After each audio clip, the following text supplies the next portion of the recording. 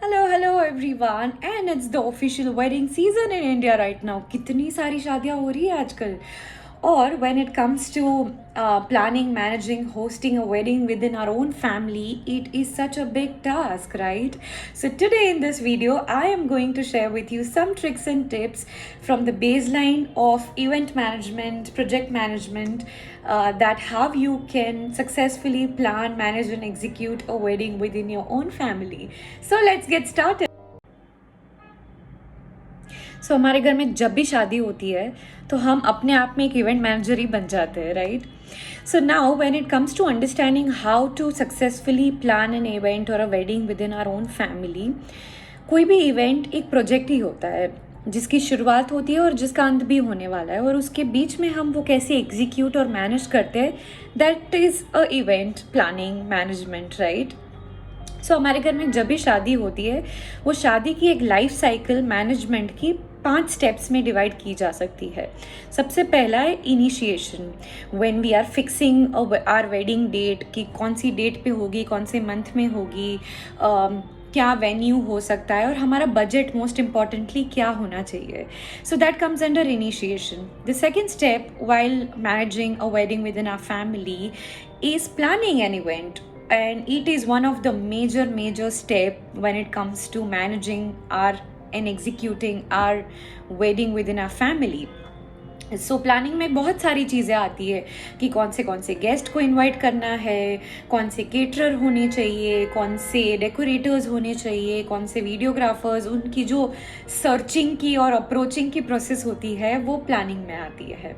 The third step is the main execution of the wedding. So हमने guest list तो बना ली, लेकिन उनको इनवाइट तो करना पड़ेगा ना, उनको कॉल करना पड़ेगा, उनको इनविटेशन कार्ड्स कुरियर करने पड़ेंगे. तो वो सभी चीज़ें जब हम एक्चुअल में एग्जीक्यूट करने लगेंगे, एडवांस पेमेंट्स करने लगेंगे, हमारे कितने सारे वेंडर्स जो हमने सिलेक्ट किए हुए होते हैं to manage the wedding, decorators, videographers etcetera, तो वो जो एडवांस पेमेंट्स करते हैं, डेट फिक्स उनके साथ करते हैं, that comes under execution. The fourth step is monitoring and control. हम जो भी चीज़ें एग्जीक्यूट कर रहे हैं उसका कोई तो ट्रैकिंग सिस्टम होना चाहिए, कोई तो टाइमलाइंस फिक्स होनी चाहिए कि ये काम इतने दिनों में ख़त्म हो ही जाना चाहिए. जो भी हम एडवांस पेमेंट्स कर रहे हैं, जो भी पेमेंट्स बाकी है, उसकी एक ट्रैकिंग सिस्टम होनी चाहिए. फिर हो सकता है कि आपने रेनी सीज़न में अपनी वेडिंग फिक्स की है, प्लान की है, तो और आपने एक वेन्यू सिलेक्ट किया है वेडिंग के लिए, ओपन प्लेस, और हो सकता है शादी के एक दिन पहले बारिश आ जाए, तो आप क्या करोगे? What is your backup plan, right? So those things come under monitoring and control, little bit of risk management and backup planning as well. And the last step of planning and managing any wedding is the closure. जब शादी ख़त्म हो जाती है तब भी कुछ responsibilities होती है जो हमें निभानी पड़ती है, जैसे थैंक यू मैसेजेस भेजना, रिटर्न गिफ्ट्स सबको उनके सब गेस्ट जो भी आते हैं उनके हाथ में देना, पर्सनली ग्रीट करना. All those things comes under closure. And most importantly जो भी पेमेंट्स बाकी है वो वेंडर्स को दे देना, those comes under the step of closure. So again, whenever it is about planning, managing, hosting a wedding within our family, it is divided into 5 steps, which is initiation, planning, executing, monitoring and control of those planning and execution tasks, and the 5th main point is the closure of any event or a wedding within our family. अभी हमने wedding planning और manage करने के 5 steps तो समझ लिए, लेकिन वो 5 स्टेप्स हमें एक्चुअल में कैसे काम आएंगे, कैसे लिस्ट बनाने में काम आ सकते हैं, कैसे डिटेलिंग्स में काम आ सकते हैं. सो प्रोजेक्ट मैनेजमेंट में एक बेसिक कॉन्सेप्ट है जिसको हम बोलते हैं वर्क ब्रेकडाउन स्ट्रक्चर, जिसका मतलब है कि हमारे कुछ भी हम जो इवेंट प्लान कर रहे हैं या प्रोजेक्ट प्लान कर रहे हैं उसके जो भी टास्क्स है वो हम उसमें कुछ भी मिस आउट ना करें, उसके लिए हम हर एक काम का ब्रेक डाउन करते हैं. जैसे मैंने इसमें एग्जाम्पल दिया हुआ है कि मैंने सिर्फ एक वेडिंग डे का वर्क ब्रेकडाउन बनाया है. अब इंडिया में तो शादियाँ 5-5 दिन तक चलती है, जैसे हल्दी, मेहंदी, संगीत, काफ़ी सारी चीज़ें इंडियन वेडिंग्स में होती है, तो आप हर एक इवेंट का, हर एक सेरेमनी का अलग वर्क ब्रेकडाउन स्ट्रक्चर बना सकते हैं। और ये मैं हमेशा सबको बोलती हूँ कि जो बुक में स्ट्रक्चर्स दिए गए हैं वही फॉलो करना ज़रूरी नहीं है। There is always room for innovation and creation. तो आपको जो कंफर्टेबल लगे ऐसे आप स्ट्रक्चर्स बना सकते हैं। यहाँ पे मैंने एक बहुत ही बेसिक स्ट्रक्चर बनाया हुआ है कि आपकी सिर्फ शादी के दिन का, तो आपकी शादी के लिए इनिशिएशन में आप क्या करोगे, तो finalize and fixing wedding date, make list of invitees, आप किन को इनवाइट करना चाहते हो। और इनिशिएशन में सबसे पहली चीज़ तो एंगेजमेंट के बाद यही होती है कि तारीख शादी की है वो कौन सी होनी चाहिए। पंडित से मिलके, प्रीस्ट से मिलके हम लोग फिक्स करते हैं, राइट। सो उसके बिना तो कुछ हो ही नहीं पाता है, तो वेडिंग डेट फिक्स होना बहुत ही ज़रूरी है। So that comes under initiation. Then again making list of invitees and fixing a budget, क्योंकि अगर आपको आपका बजट पता होगा उस हिसाब से ही आपको आपकी वेडिंग प्लान करनी होती है। कोई भी इवेंट है आप ऐसे ही माइंडलेसली खर्चा नहीं कर सकते। तो आपने जो भी बजट फिक्स किया है उससे शायद 5-10%, 20% मैक्सिमम ऊपर नीचे हो सकता है, लेकिन if you have not planned और fixed your budget then you can have to bear a lot of expenditure, right. So fixing a budget comes under initiation. फिर आती है प्लानिंग स्टेज। तो प्लानिंग में जैसे मैंने बताया कि आप इन्विटेशंस भेजोगे सबको, RSVP विच इज़ रेस्पॉन्दे सील वो प्ले की हो सके तो सब बता दे कि कौन कौन लोग किस किस घर से आने वाले हैं। So you can actually have a accurate count on for catering, for booking rooms, etc., right? Then finalizing venue, approaching caterers and decorators। अभी प्लानिंग स्टेज में आपको जो भी वेंडर्स आप सर्च कर रहे हो वो फिक्स नहीं करने। प्लानिंग स्टेज में आप एक्सप्लोर कर रहे हो कि कौन से डेकोरेटर्स होने चाहिए, कौन से फोटोग्राफर होने चाहिए, कौन से केटरर होने चाहिए। तो हम इंटरनेट पे सर्च करते हैं, हमारे फ्रेंड्स फैमिलीज़ को पूछते हैं, तो वो जो ऑप्शंस एक्सप्लोर करते हैं दैट कम्स अंडर प्लानिंग। हाँ, वेन्यू एक ऐसी चीज़ है जो हमें पहले से ही फिक्स करना पड़ता है सबसे पहले, बिफोर प्लानिंग केटरर्स और डेकोरेटर्स और anything. So finalizing venue comes under planning. Otherwise आप जो भी वेंडर्स फाइनलाइज कर रहे हो वो सिर्फ प्लानिंग में आपको सर्च करके अप्रोच करना है। Again searching for shopping places for outfits, return gifts etcetera. Execution में नाउ इट कम्स टू कि आपने इनविटेशंस तो दे दिए, अभी जिन जिन की रिप्लाई आए आपको देखना है कि किन किन लोगों को इनविटेशंस मिल चुके हैं, कितने लोगों को बाकी है, क्या काउंट है कि कितने लोग आने वाले, कितने लोग नहीं आने वाले हैं। वो एक्चुअल उसका फॉलो अप लेना, that comes under execution. Then again कि कितने लोग आ रहे हैं उस हिसाब से, कितने लोग बाहर से आ रहे हैं तो आपको होटल रूम्स बुक करवाने पड़ेंगे।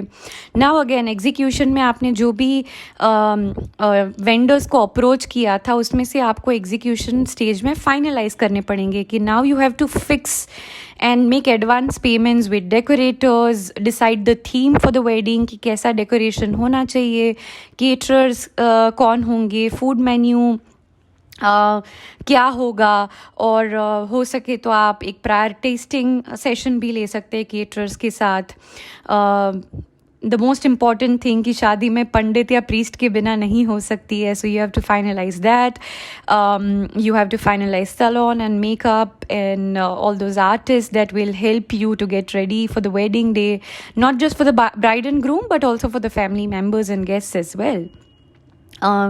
एंड अगेन कि आपको एग्जीक्यूशन में you have to start shopping for yourself, for your family, buy and order, return gifts. आप काफ़ी लोग ऑनलाइन ऑर्डर करते हैं, काफ़ी लोग खुद परचेज करने जाते हैं। तो प्लानिंग स्टेज में you are just exploring what to gift people, but execution stage में यू हैव टू परचेज और order in bulk for all your guest that whatever return gifts you are going to give. And again जहाँ जहाँ ज़रूरत है आप advance payments कर सकते हैं, और जहाँ पे मैंडेटरी होता है वहाँ तो करनी पड़ती है। मॉनिटरिंग एंड कंट्रोल स्टेज में अगेन जैसे मैंने बताया कि वो थोड़ा बहुत बैकअप प्लानिंग, रिस्क मैनेजमेंट, ये सब चीज़ें आती है। जैसे आपको गेस्ट्स का काउंट पता चला है कि 500 लोग आने वाले हैं, तो always have a room for few extras, because you never know who might turn up. कि किसी के घर में गेस्ट आए हुए होते हैं तो वो उनको भी लाते हैं, क्योंकि हमारी इंडिया में definitely we have that system of अतिथि देवो भव, राइट. तो हमारे यहाँ कभी भी ऐसा नहीं होता है कि आपके घर से एक ही इंसान आएगा. सो always have room for extras. Also hotel rooms की अगर आप इवन पहले से बुकिंग नहीं करवाते हो, तो आप जिस भी होटल में आपने रूम्स बुक करवाए, वहाँ पे आप पहले से बात करके रख सकते हो कि हमें 3-4 रूम शायद एक्स्ट्रा चाहिए होंगे. So please if it's available give it to us, something like that. जैसे मैंने बताया कि अगर रेनी सीजन में आपकी शादी है और बारिश आ जाए और ओपन प्लेस में आपकी एक शादी हो, तो बैकअप प्लानिंग की आपको एक कंट्रोल स्टेज में कुछ ना कुछ आपको कुछ प्लान करना पड़ेगा. कि जैसे पंपिंग हो गया, ड्राइंग आउट, कुछ टेक्नोलॉजी आपने पहले से वेंडर्स को बता के रखा कि ये आप मैनेज करके रखना, right. Then again extra return gifts. काफ़ी बार होता है कि कांच की चीज़ें या ऐसा कुछ हम रिटर्न गिफ्ट में देते हैं तो टूट जाती है या तो डैमेज्ड हमें डिलीवर पीसेस होते हैं. तो always order some extra quantity when it comes to buying return gifts. And again, always have a backup wedding outfit, especially destination weddings में. हम कहीं पे भी बाहर किसी की wedding attend करने जाते हैं, या तो हमारे खुद के घर की शादी destination wedding होती है, तो काफ़ी बार होता है कि हमारे आउटफिट में स्टिचिंग में कुछ प्रॉब्लम होता है, कुछ खाने की चीज़ गिर गई, तो आप क्या करोगे. So always have a backup wedding outfit. And the last stage is closure, जहाँ पे the family member, specially the parents of bride and groom and the immediate family, make sure to greet everyone attending. So सबको एक personal attention feel हो. Make sure that everyone has received gifts, return gifts. Final payments जब शादी हो जाती है, make sure कि उसके एक हफ्ते में ही आप फाइनल पेमेंट्स कर दिए. और I have seen in many families की शादी होने के बाद 10-15 दिन के बाद क्लोज रिलेटिव्स और फ्रेंड्स को फैमिली कॉल करती है टू से thank you for coming, attending the wedding of their children, etc, right. So now this is just a simple glance to make you understand the structure that you can create. As I said कि आप अपना खुद का comfort zone के हिसाब से creative structures बना सकते हैं. आई एम श्योर मैंने इसमें काफ़ी सारी चीज़ें मिस आउट की है. आपको कुछ माइंड में लगे कि अरे इसमें तो ये भी ऐड करना बाकी है, आपने नहीं किया है, तो please let me know in the comment section below. क्योंकि आई एम श्योर मैं अभी देख के मैं आपको बता सकती हूँ कि अगर डेस्टिनेशन वेडिंग है या तो कोई बारात लेके जा रहा है, तो उसके डिस्पोजेबल प्लेट्स, खाने की चीज़ें जो ट्रैवलिंग में चाहिए होगी गेस्ट के लिए, itineraries, lots of things which are missing in this work breakdown structure. Now you can literally add like multiple n number of things to not miss out on any details. So whatever you think that the things that we can add more in this work breakdown structure, do let me know in the comment section below. I would love to get more insights. And yes, this is something that you can create for your wedding, and this is not just it. ये बनाने के बाद भी आपको काफ़ी सारी चीज़ें एक प्रॉपर वेडिंग प्लानिंग और मैनेजमेंट के लिए करनी होगी, जिसके लिए wait until the next video that I'm going to upload, where I am going to share with you that आप कैसे अपने टाइमलाइंस को ट्रैक कर सकते हैं, किस किस को डेलीगेट कर सकते हैं काम, कैसे रिस्पॉन्सिबिलिटी अलग अलग लोगों ने ली होती है, तो उसमें आप कैसे सबका फॉलो अप सिस्टमेटिक वे में ले सकते हैं, कम्युनिकेशन कोऑर्डिनेशन कैसे कर सकते हैं. So that I am going to share in the next upcoming video which will be after 7 days. So stay tuned.